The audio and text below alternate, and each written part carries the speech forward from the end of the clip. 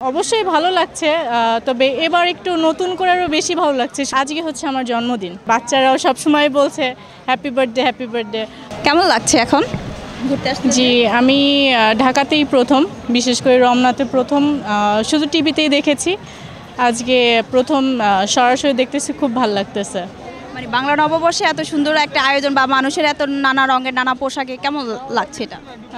অবশ্যই ভালো লাগছে, তবে এবার একটু নতুন করে আরও বেশি ভালো লাগছে। সরাসরি সব কিছু দেখতেছি, আসলেই খুব ভালো লাগছে। যে আপনিও তো সুন্দর করে সেজে আসলেন, তো আপনার নিজের কাছে এখন কেমন লাগলো?